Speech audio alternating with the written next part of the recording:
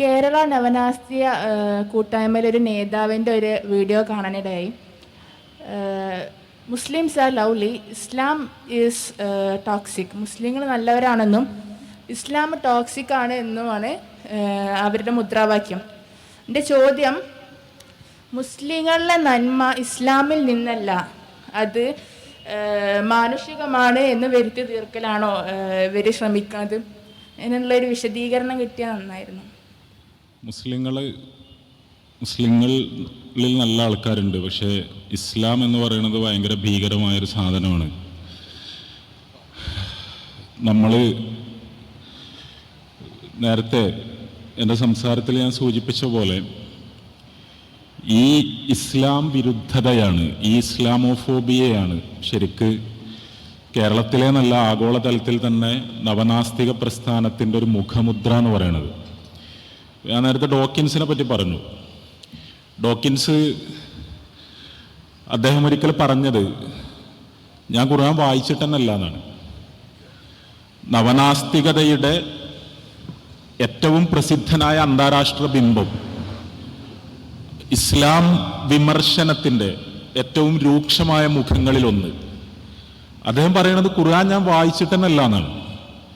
ഖുർആൻ വായിക്കാത്ത അദ്ദേഹമാണ് ഖുർആനെതിരെ ഈ വിമർശനങ്ങൾ മുഴുവൻ ഉന്നയിക്കുന്നത്. അതാണ് മലയാളത്തിലേക്ക് പരിഭാഷപ്പെടുത്തി ഇവർ പ്രസംഗിച്ചുകൊണ്ടിരിക്കുന്നത്. നമ്മൾ ആലോചിച്ച് നോക്കുക, ഈ സ്വതന്ത്ര ചിന്ത, ബുദ്ധിജീവിതം, പുരോഗമനം, പഠനം, ശാസ്ത്രം എന്നൊക്കെ പറയുന്ന ആൾക്കാർ അവർ വിമർശിക്കുന്ന ഒരു ദർശനത്തെ അല്ലെങ്കിൽ അതിൻ്റെ അടിസ്ഥാന ഗ്രന്ഥത്തെ ഒന്ന് വായിക്കാനുള്ള സന്മനസ് പോലും കാണിക്കാതെ വളരെ അന്ധമായ വിരോധം വെച്ച് പുലർത്തുകയും ഒരടിസ്ഥാനവുമില്ലാത്ത ആരോപണങ്ങൾ ഉന്നയിച്ചുകൊണ്ടിരിക്കുകയുമാണ്. ഇതിനൊരു ഒരു ചരിത്ര സന്ദർഭമുണ്ട്. നമ്മൾക്കെല്ലാം അറിയാം, 2001 സെപ്റ്റംബർ 11 അമേരിക്കയിൽ നടന്ന സംഭവങ്ങൾ, അവിടെ വേൾഡ് ട്രേഡ് സെന്ററിലും പെന്റഗണിലും ഉണ്ടായ സംഭവങ്ങൾ. ആ സംഭവങ്ങളെ ഉപജീവിച്ചുകൊണ്ട് ഭീകരത എന്ന് പറഞ്ഞാൽ ഇസ്ലാം തന്നെയാണ് എന്ന് വരുത്തി തീർക്കാൻ വേണ്ടി അന്ന് കുറെ മാധ്യമങ്ങൾ ആരംഭിച്ച വളരെ ദുരുപദിഷ്ടമായൊരു ക്യാമ്പയിൻ.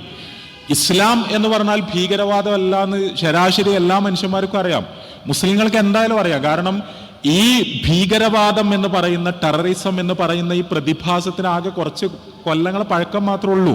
ഇസ്ലാമിന് റസൂലുള്ളാഹി സ്വല്ലല്ലാഹു അലൈഹി വസല്ലമയിലൂടെ ഇസ്ലാം പൂർത്തീകരിക്കപ്പെട്ടിട്ടുള്ള ഏതാണ്ട് 1.5 സഹസ്രാബ്ദത്തിനടുത്ത് കാലമായി. പക്ഷെ ഭീകര പ്രസ്ഥാനങ്ങളുണ്ടായിട്ട് ആകെ കുറച്ച് കാലമായിട്ടുള്ളൂ. അത് ഇസ്ലാമിൽ നിന്നുണ്ടായതല്ല. ഇവിടെ ഐറിഷ് റിപ്പബ്ലിക്കൻ ആർമി ഉണ്ടായതുപോലെ, LTT ഉണ്ടായതുപോലെ, മാവോയിസ്റ്റുകൾ ഉണ്ടായതുപോലെ, പല പ്രദേശങ്ങളിൽ ഇതേപോലെയുള്ള മിലിറ്റന്റ് ഗ്രൂപ്പുകൾ ഉണ്ടായതുപോലെ, അത് പല മതവിഭാഗങ്ങളിൽ നിന്നും പല രാഷ്ട്രീയ സാഹചര്യങ്ങളിൽ സായുധ സംഘങ്ങൾ പിറവിയെടുത്തതുപോലെ മുസ്ലിം ലോകത്തും ചില ഭീകര പ്രസ്ഥാനങ്ങൾ ഉണ്ടായി.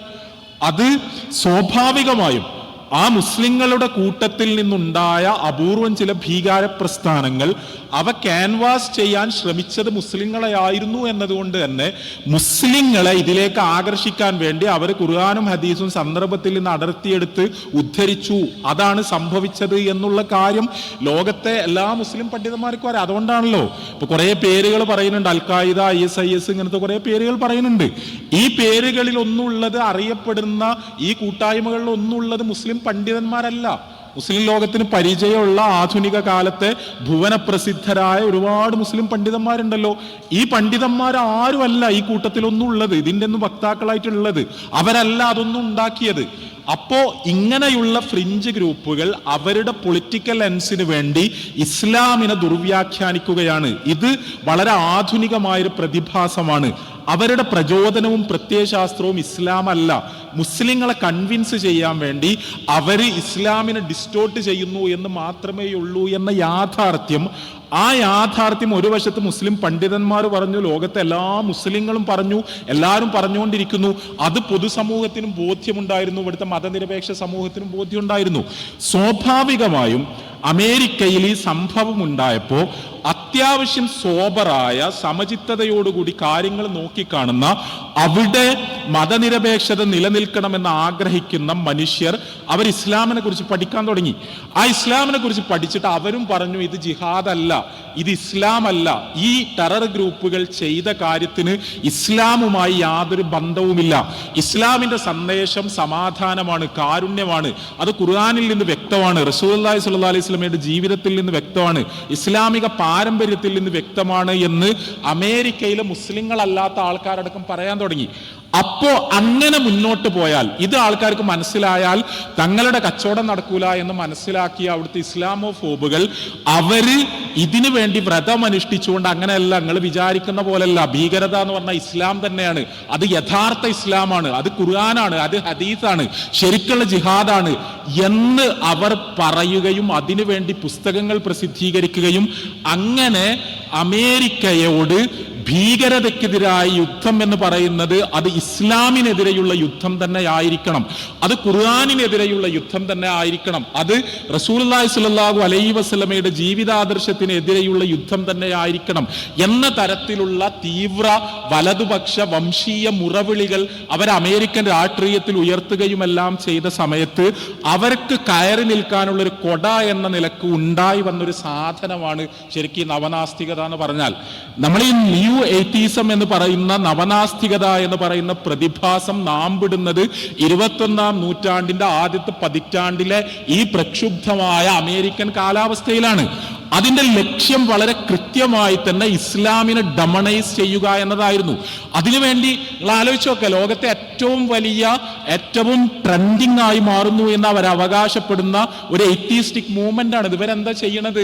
ഇസ്ലാമിനെ പറ്റി ക്രിസ്ത്യൻ മിഷനറിമാർ പഴയ കുരിശുയുദ്ധ മാനസികാവസ്ഥ, എല്ലാ മിഷനറിമാരല്ല ഞാൻ പറയണത്, ഈ വലതുപക്ഷത്ത്, തീവ്ര വലതുപക്ഷത്ത് നിലയുറപ്പിച്ചിട്ടുള്ള മിഷനറി പ്രവർത്തകർ, അവർ ഈ പഴയ കുരിശുയുദ്ധ മാനസികാവസ്ഥയിൽ, അവരുടെ മതാന്ധതയിൽ ഇസ്ലാമിനെതിരെ അവർ എഴുതി വെക്കുന്ന സാഹിത്യങ്ങൾ മുഴുവൻ അത് യുക്തിവാദ ലേബലൊട്ടിച്ചിട്ട് മാർക്കറ്റിൽ ഇറക്കിയിട്ട് ഇസ്ലാമിനെതിരെയുള്ള വെറുപ്പ് വളർത്തുക എന്ന വളരെ വിചിത്രമായ യുക്തിവാദ പരിപാടിയാണ് ഇവരെടുത്തുകൊണ്ടിരിക്കുന്നത്. അതുകൊണ്ട് തന്നെ ഇസ്ലാമിന് എന്തെങ്കിലും ഒരു നന്മയുണ്ട് എന്ന് അംഗീകരിക്കാൻ ഇവർ ഒരിക്കലും കഴിയൂല. ഞാൻ എൻ്റെ യുക്തിവാദി സുഹൃത്തുക്കളോട് ചോദിക്കട്ടെ, നവനാസ്തികതയുടെ ആന്ധ്യം ബാധിച്ചിട്ടില്ലാത്ത യുക്തിവാദി സുഹൃത്തുക്കളോട് ചോദിക്കട്ടെ, നിങ്ങൾക്ക് പടച്ചോനില്ലാന്ന് അഭിപ്രായം ഉണ്ടാകാം, നിങ്ങൾക്ക് പ്രവാചകൻ സല്ലല്ലാഹു അലൈഹി വസല്ലം സ്വാഭാവികമായും പടച്ചോനില്ലാത്തവർക്ക് നബി എന്നുള്ളൊരു സങ്കല്പം അംഗീകരിക്കാൻ പ്രയാസം ഉണ്ടാകാം.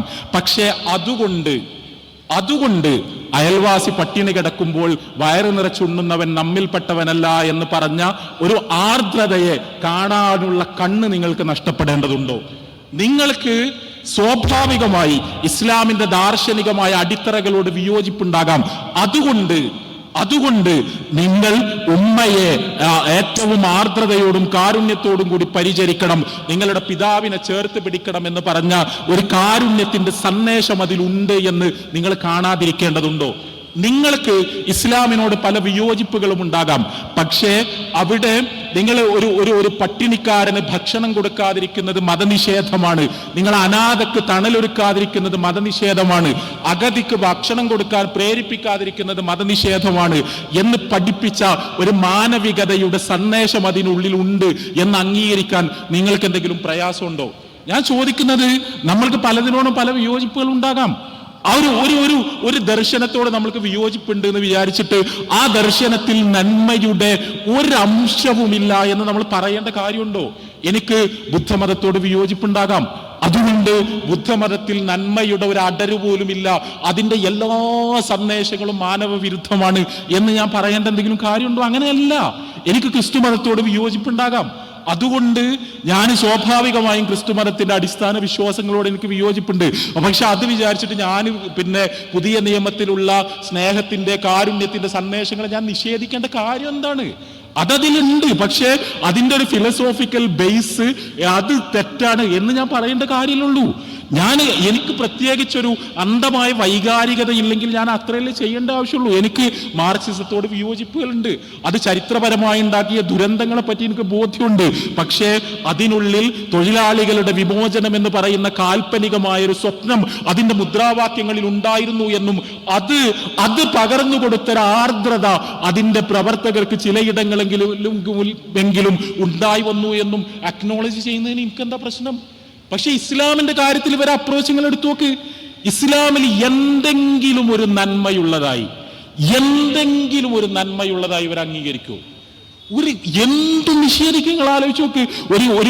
ഒരു ജൂതന്റെ മയ്യത്ത് കൊണ്ടുപോകുന്നത് കണ്ടപ്പോ റസൂലുള്ളാഹി സ്വല്ലല്ലാഹി അലൈഹി വസല്ലം എഴുന്നേറ്റ് നിന്നു. ഉടൻ വീഡിയോ വരികയാണ്, യുക്തിവാദി നേതാവാണ്, ഇല്ലാത്താണ്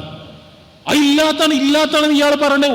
ഒരു നന്മയുടെ ഒരു അംശം ഇസ്ലാമിൽ ഉണ്ടാവുന്നത് ഇവർക്ക് സഹിക്കണില്ല. അതായത് നന്മ എന്ന് പറയുന്നത് ഇവിടുത്തെ ഒരു പൊതുസമൂഹത്തിന്റെ വീക്ഷണത്തിൽ നന്മയായി പരിഗണിക്കപ്പെടുന്ന എന്തെങ്കിലും ഒരു കാര്യം. ഞാൻ പറയുന്നത് നിങ്ങൾക്ക് പഠിച്ചോണ്ടോ പഠിച്ചോല്ലേ എന്നുള്ള വിഷയത്തിൽ നിങ്ങളുടെ അഭിപ്രായം പറയാം. അതുകൊണ്ട് പട്ടിണി കിടക്കുന്ന ആൾക്ക് ഭക്ഷണം കൊടുക്കണം എന്ന് പറഞ്ഞ സന്ദേശത്തെ എന്തിനാണ് മറച്ചു വെക്കുന്നത്? ആതിഥ്യ മര്യാദയെ പറ്റിയുള്ള ഇസ്ലാമിക പാഠങ്ങൾ എന്തിനാണ് മറച്ചു വെക്കുന്നത്? സമാധാനത്തെ പറ്റിയുള്ള ഇസ്ലാമിക പാഠങ്ങൾ എന്തിനാണ് മറച്ചു വെക്കുന്നത്?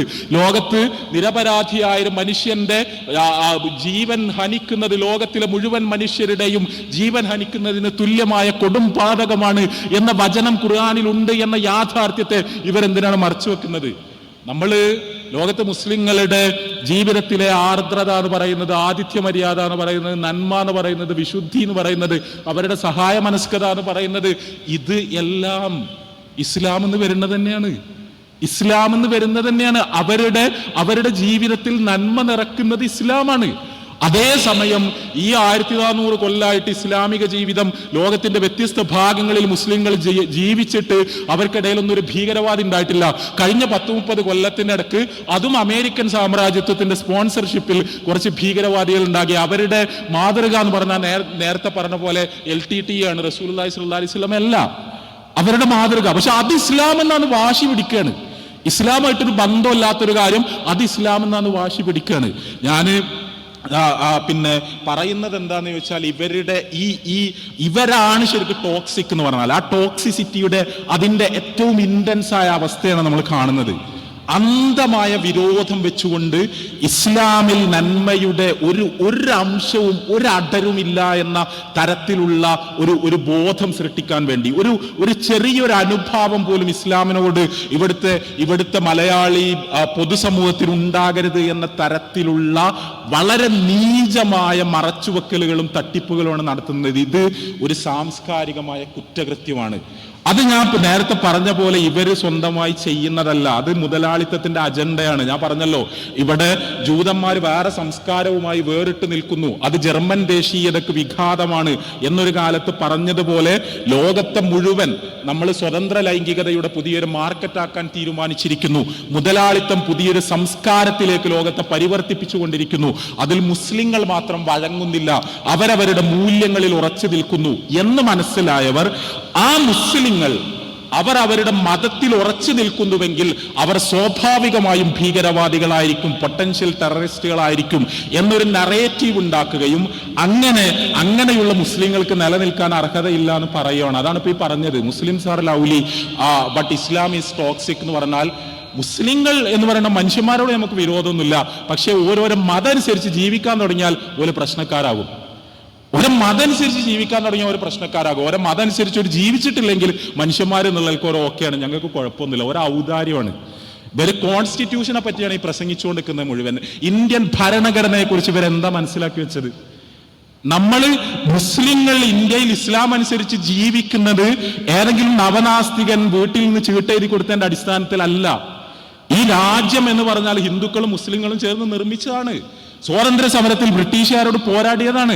ആ പോരാട്ടത്തിൽ ഇവരാരും ഇല്ലെങ്കിലും ഇവിടുത്തെ ഹിന്ദുക്കളും മുസ്ലിങ്ങളും ഒക്കെ ഉണ്ടായിരുന്നു.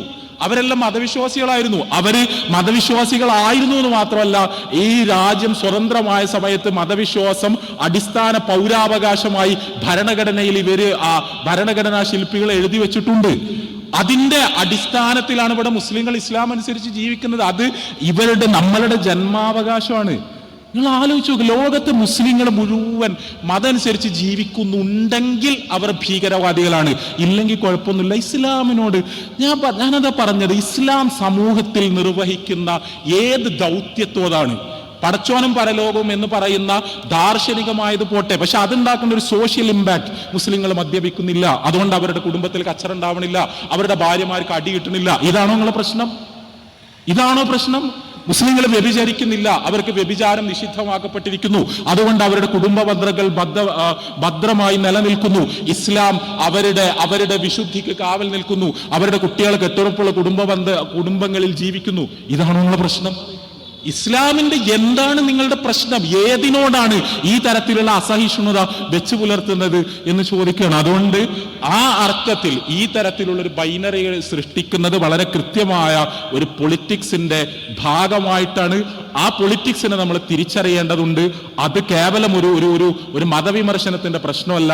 കേരളം ഇതുവരെ നമ്മൾ ഉണ്ടാക്കിക്കൊണ്ടുവന്ന മൊത്തം പ്രബുദ്ധതയെ ഇല്ലാതാക്കുന്ന തരത്തിലുള്ള സമീപനമാണ് എന്ന് നമ്മൾ വളരെ കൃത്യമായി മനസ്സിലാക്കുക.